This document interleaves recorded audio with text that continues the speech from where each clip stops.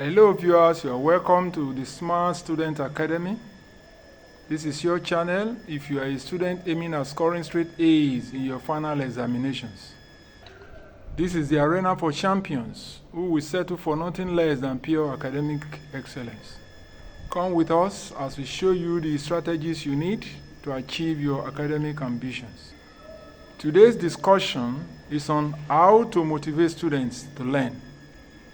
This topic is meant principally for teachers, as well as parents and school owners, to help boost students' mindset and motivate them to learn, helping such students to obtain straight A's in their final examinations. All these categories of people have one role or the other to play. So, if you belong to any of the three groups, I strongly recommend this video to you. View it and share the link with others like you. Hit the subscribe button and let me open your eyes to the secrets of motivating students to learn. Introduction. Motivating students to learn requires a mix of several different strategies. Number 1, psychological and emotional strategies. Number 2, environmental strategies. Number 3, instructional strategies, and others. Below is a comprehensive list of some strategies and methods categorized into different approaches. First, let's look at psychological and emotional strategies. These strategies or methods target students' emotions, self-perception, and mental engagement with learning. Number 1, building a growth mindset. This method teaches students that intelligence is not fixed but can grow with effort. 2, therefore, we must praise effort, persistence, and strategies rather than the innate talent. Number 3 way of building growth mindset psychologically is to use failure as a learning opportunity and to encourage resilience. Number B, developing self-efficacy and confidence. Under this, first set achievable goals to help students experience success, and then provide constructive feedback focused on improvement. And lastly, celebrate small wins to build confidence. Third method, making learning meaningful. 1, connect lesson to real-life applications. 2, explain why the topic is relevant to their future career or daily lives. Then use storytelling to make abstract concepts relatable. All these 3 points will make learning meaningful to an average student. Next, we come to encouraging students' autonomy. Give students choices in assignments and projects. Allow them to explore topics that interest them within the subject. And lastly, encourage self-directed learning and goal settings. All these will give them the autonomy, the encouragement to work on their own. After psychological and emotional strategies comes number 2, instructional and teaching strategies. These are techniques that teachers and educators can use to make learning more engaging. How do we go about that?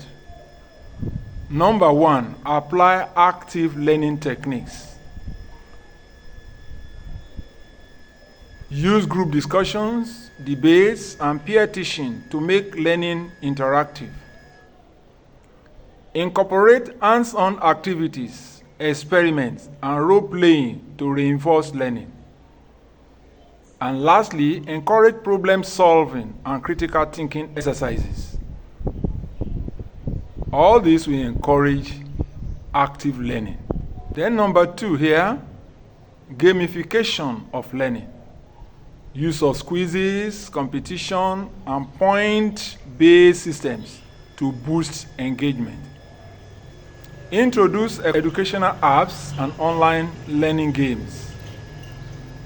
And reward participation and progress with badges or certificates. Then comes the use of technology. Leverage on AI tools, videos, podcasts, and virtual reality for immersive learning. Use educational platforms like Khan Academy, Coursera, Duolingo for self-paced learning. Create interactive digital assignments with Google Classroom, Kahoot, or quizzes. All these activities put together are involved in engaging technology. Now, let's also talk about flipped classroom model.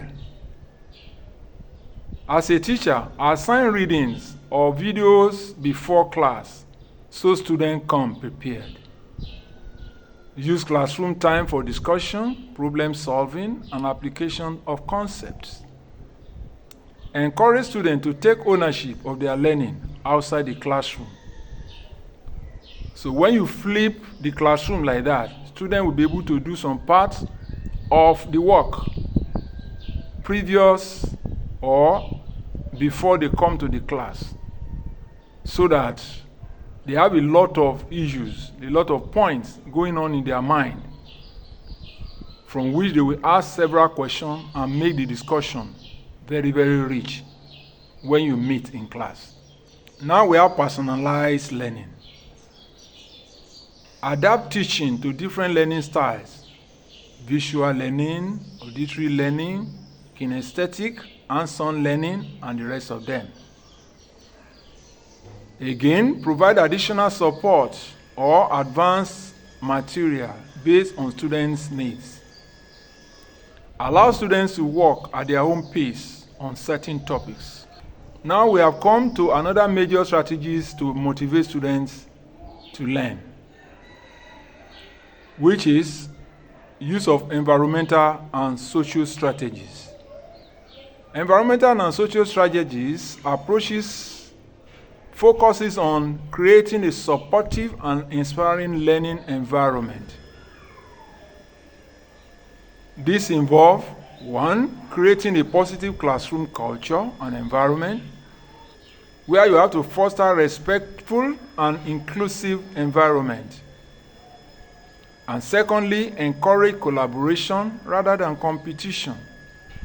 Use humor and enthusiasm to make the classroom more inviting. B.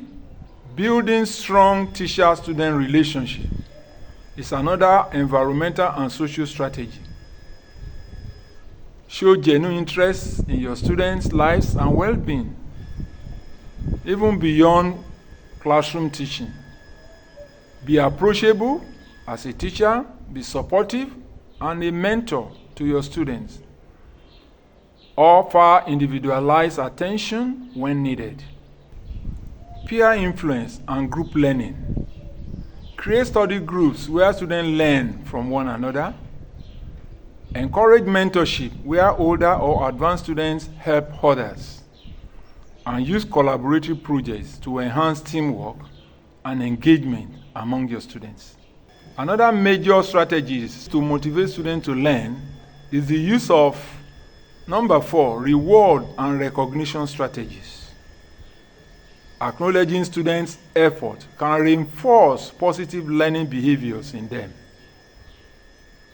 And one way of doing this is 1, by the use of intrinsic rewards, that is, internal motivation.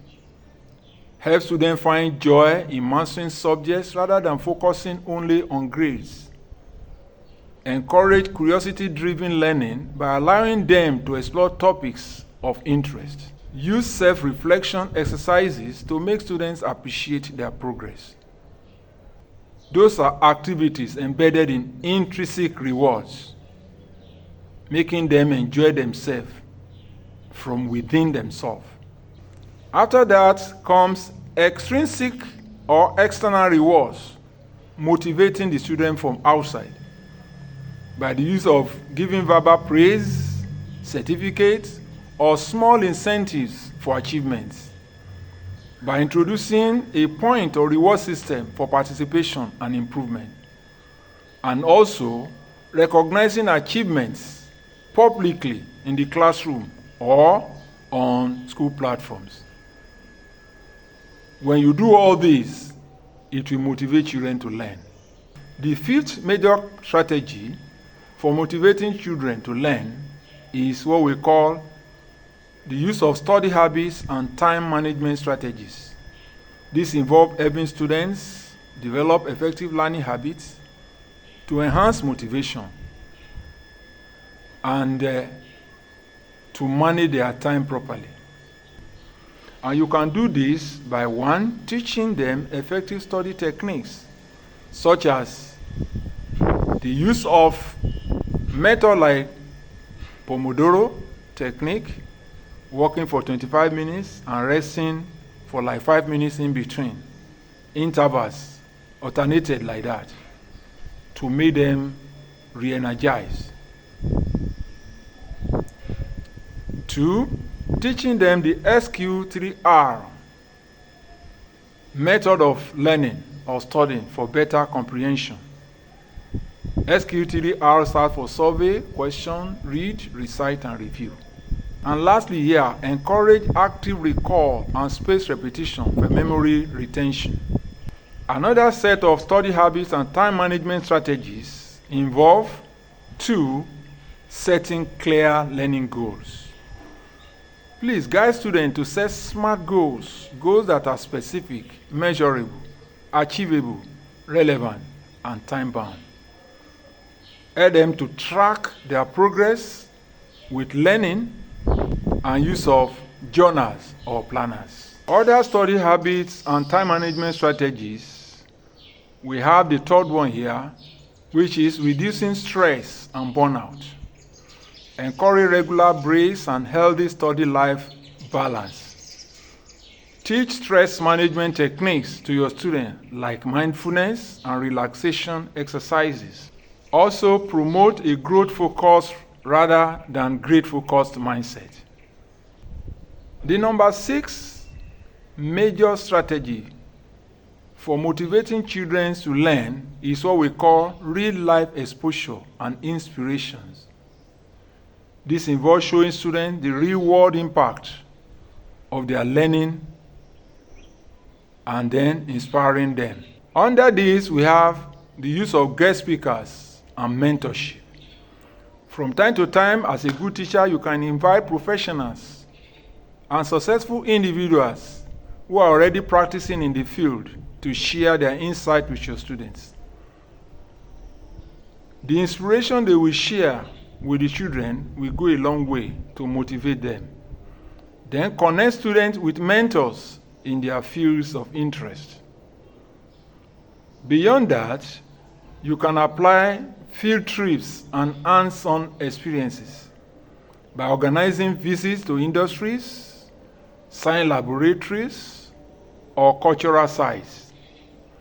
All these outings are not waste of time, but ways of consolidating what the teacher has taught the children in class in theoretical form, being consolidated now practically.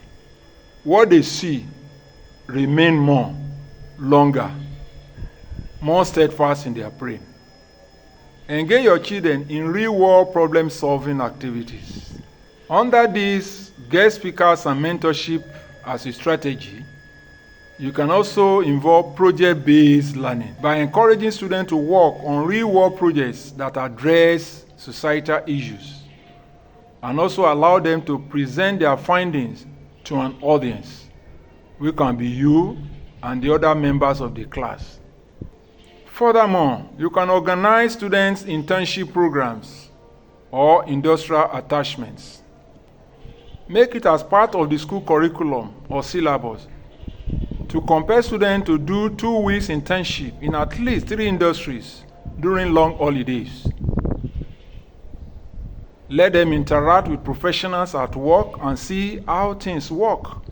Let them interact and have face-to-face experience with industrial machines and industrial processes.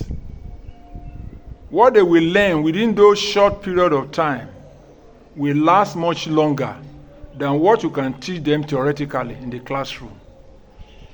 Because what the eye sees, the mind will always remember.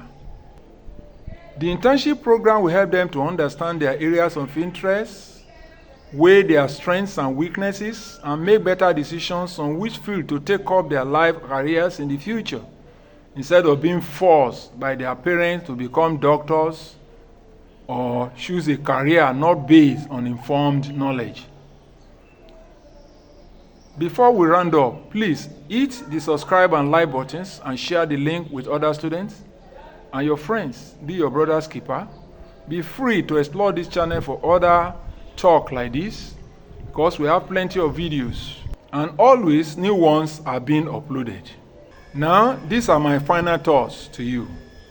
The best way to motivate students is to combine multiple strategies based on their age, background, interests, and learning styles. The goal is to make learning engaging, meaningful, and rewarding, so the students see the value in their education and stay inspired to succeed. And I want you to note, for an in-depth and more detailed knowledge of any of the specific strategies outlined above, take your time to search our video list on this channel in order to gain more and deeper understanding. Don't forget to subscribe. Thank you, and bye for now.